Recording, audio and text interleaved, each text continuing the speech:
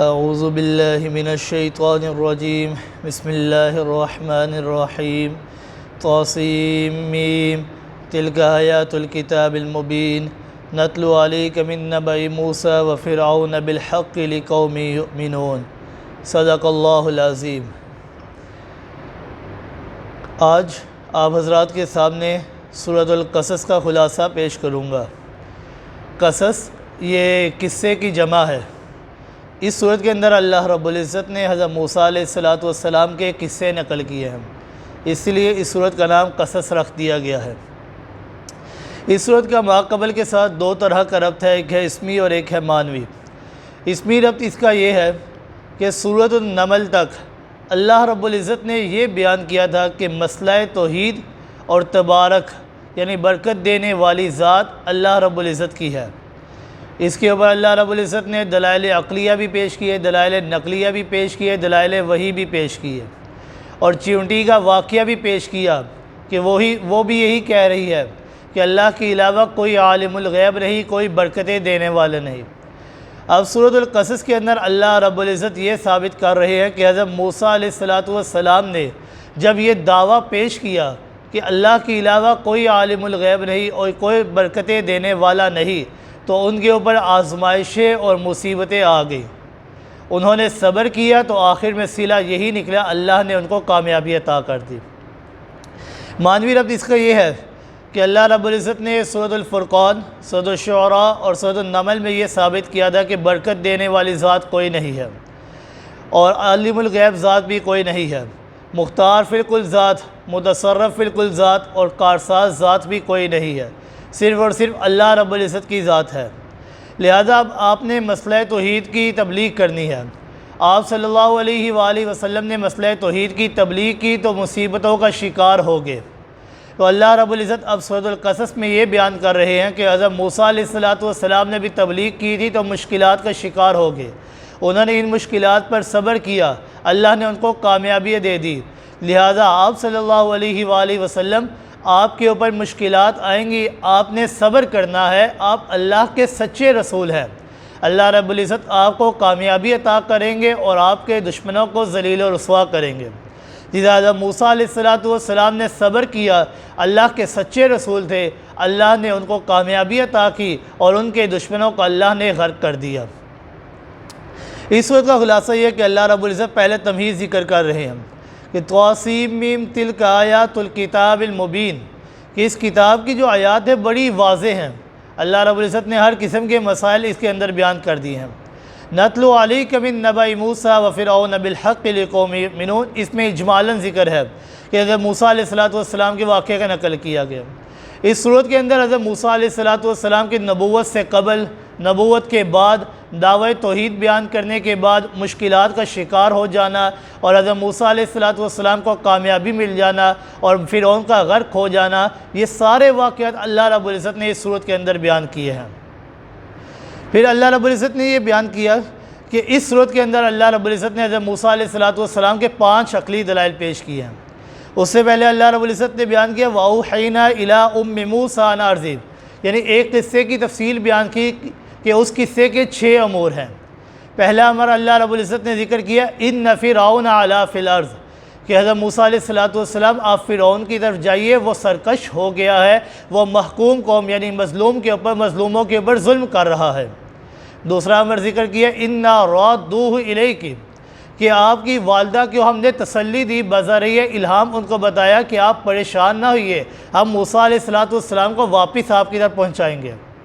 تیسرا امر ذکر کیا وَجَاعِلُوهُ إِلَيْكِ مِنَ الْمُرْسَلِينَ، کہ اللہ رب العزت نے فرمایا کہ آپ کی والدہ کو بھی معلوم نہیں تھا کہ اللہ رب العزت نے آپ کو نبوت عطا کرنی ہے۔ چوتھا امر ذکر کیا قال ربی بما انعمت علی، کہ حضرت موسیٰ علیہ السلام نے اللہ رب العزت کا شکر ادا کیا اور اللہ رب العزت سے اپنے کیے کی معافی مانگی اور یہ دعا کی کہ آئندہ میں کبھی بھی مجرموں کا ساتھ نہیں دوں گا۔ پانچواں امر ذکر کیا وقال موسیٰ ربی اعلم بمن جاء بالہدیٰ، کہ حضرت موسیٰ علیہ السلام نے جب دعوی توحید پیش کیا تو ان کی قوم نے انکار کیا۔ حضرت موسیٰ علیہ السلام نے فرمایا کہ اب تمہارا اور میری راہ علیحدہ ہے، اب اللہ رب العزت تمہیں بتائیں گے کون حق پر ہے اور کون باطل پر ہے، اللہ رب العزت بہتر جانتے ہیں اور وہ فیصلہ کریں گے۔ پانچواں بیان کی چھٹا بیان کیا امر وَهُوَ اللَّهُ لَا إِلَٰهَ إِلَّا هُوَ کہ پکار کے لائق اور حاجت روا مشکل کشا ذات صرف اللہ کی ذات ہے اور کسی کی ذات نہیں ہے۔ اللہ رب العزت نے اس سورت کے شروع میں حضرت موسیٰ علیہ السلام کے یہ 6 امر ذکر کیے۔ اللہ رب العزت نے اسی سورت کے آخر میں 6 امر دوبارہ دہرائے، لیکن وہ آپ صلی اللہ علیہ وآلہ وسلم کے بارے میں دہرائے۔ پھر اللہ رب العزت نے 5 عقلی دلائل پیش کیے۔ پہلی عقلی دلیل پیش کرتے ہوئے فرمایا وَرَبُّكَ يَخْلُقُ مَا يَشَاءُ وَيَخْتَارُ کہ تیرا رب وہ ہے جو ہر چیز کو پیدا کرنے والا ہے اور ہر چیز کے اوپر اختیار بھی اسی کا ہے۔ دوسری عقلی دلیل دی وَرَبُّكَ يَعْلَمُ مَا تُكِنُّ صُدُورَهُمْ وَمَا يُعْلِنُونَ کہ آپ کا رب تو وہ ہے کہ جو ہر قسم کی ظاہری اور پوشیدہ بات کو جاننے والا ہے، ظاہر اور باطن کو جاننے والا ہے۔ تیسری عقلی دلیل پیش کی اور یہ علی سبیل الاعتراف من الخصم کہ مد مقابل اس کا اعتراف بھی کرتا ہے لیکن ضد کی وجہ سے نہیں مانتا۔ تیسری اور چوتھی دلیل اسی کے متعلق ہے۔ اللہ رب العزت نے فرمایا قُلْ أَرَأَيْتُمْ إِنْ جَعَلَ لَكُمُ اللَّيْلَ سَرْمَدًا إِلَىٰ يَوْمِ الْقِيَامَةِ مَنْ إِلَٰهٌ غَيْرُ اللَّهِ يَأْتِيكُمْ بِضِيَاءٍ کہ اگر رب کائنات چاہتے قیامت کے دن تک رب کائنات صرف اور صرف رات بنا دیتے، دن نہ آتا۔ من الہ غیر اللہ یاتیکم بضیاء کون ہے اللہ کے علاوہ جو تمہارے پر دن کو لا سکے۔ چوتھی دلیل دی قُلْ أَرَأَيْتُمْ إِنْ جَعَلَ لَكُمُ النَّهَارَ سَرْمَدًا إِلَىٰ يَوْمِ الْقِيَامَةِ مَنْ إِلَٰهٌ غَيْرُ اللَّهِ يَأْتِيكُمْ بِلَيْلٍ تَسْكُنُونَ فِيهِ کہ اگر رب کائنات چاہتے قیامت کے دن تک صرف دن بناتے، رات نہ بناتے۔ من الہ غیر اللہ یاتیکم بلیل کون ہے رب کے علاوہ جو تمہارے پر رات لے کر آئے، تسکنون فیہ تاکہ تم اس پہ سکون حاصل کرو۔ افلا تبصرون کیوں تم نہیں دیکھتے، کیوں نصیحت حاصل نہیں کرتے۔ پانچویں دلیل نکل کی اور وہ تیسری اور چوتھی دلیل کا اجمال ہے۔ اللہ رب العزت نے فرمایا وَمِن رَحْمَتِهِ جَعَلَ لَكُمُ اللَّيْلَ وَالنَّهَارَ لِتَسْكُنُوا فِيهِ وَلِتَبْتَغُوا مِن فَضْلِهِ وَلَعَلَّكُمْ تَشْكُرُونَ کہ یہ رب کائنات کی رحمت ہے کہ اس نے رات بنائی، دن بنایا، رات بنائی تاکہ جب انسان اس کے اندر سکون حاصل کر سکے، دن بنایا لِتَبْتَغُوا مِن فَضْلِهِ تاکہ وہ اپنے رب کا فضل تلاش کرے۔ مقصد کیا؟ لَعَلَّكُمْ تَشْكُرُونَ تاکہ وہ اپنے رب کا شکر گزار بندہ بنے۔ لیکن انسان یہ بہت ناشکرا ہے، قلیلا ما تشکرون بہت تھوڑے بندے ہیں جو اپنے رب کا شکر ادا کرتے ہیں، اکثریت تو ناشکروں میں شمار ہوتی ہے۔ پھر اس کے بعد اللہ رب العزت نے فرمایا وَيَوْمَ يُنَادِيهِمْ أَيْنَ شُرَكَاؤُكُمْ یہ اخروی عذاب کے متعلق ہے۔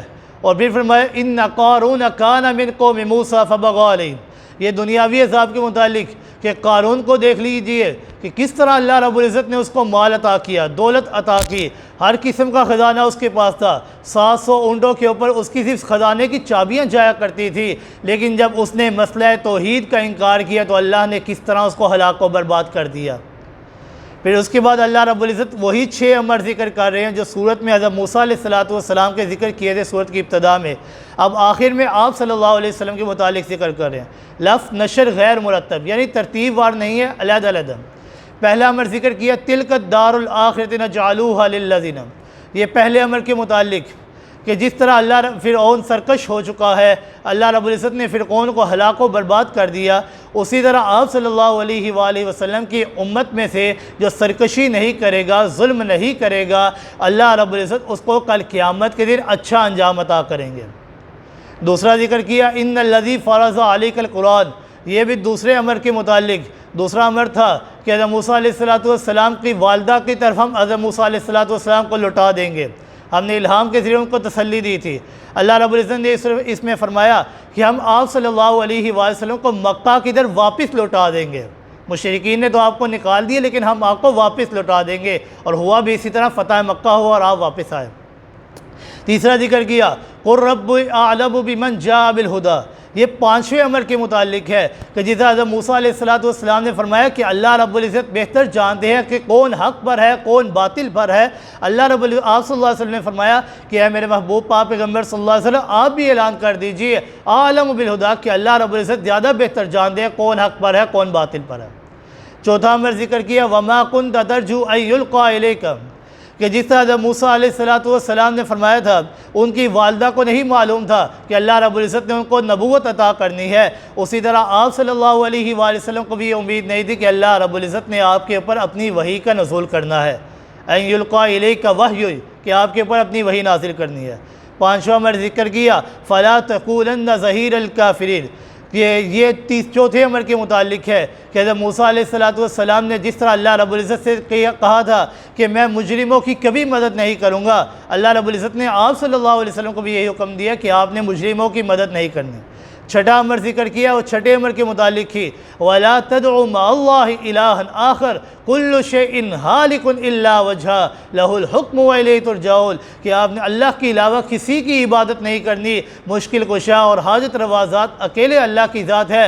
كُلُّ شَيْءٍ هَالِكٌ إِلَّا وَجْهَهُ، ہر چیز نے ہلاک ہو جانا ہے، تباہ و برباد ہو جانا ہے، نیست و نابود ہو جانا ہے، اگر باقی رہنا ہے تو رب کائنات کی ذات نے رہنا ہے۔ جیسا اللہ رب العزت نے سورہ رحمان میں فرمایا كُلُّ مَنْ عَلَيْهَا فان وَيَبْقَى وَجْهُ رَبِّكَ ذُو الْجَلَالِ وَالْإِكْرَامِ کہ ہر چیز نے فنا ہو جانا ہے، باقی رہنے والی ذات اکیلے رب کائنات کی ذات ہے۔ گویا کہ اس صورت کے اندر اللہ رب العزت نے موسیٰ علیہ السلام کے واقعات کو نقل کر کے یہ ثابت کیا کہ برکت دینے والی ذات اور عالم الغیب ذات اور متصرف فی الکل ذات اکیلے رب کائنات کی ذات ہے۔ دعا ہے اللہ رب العزت سے عمل کرنے کی توفیق عطا فرمائے۔ وما علینا الا البلاغ۔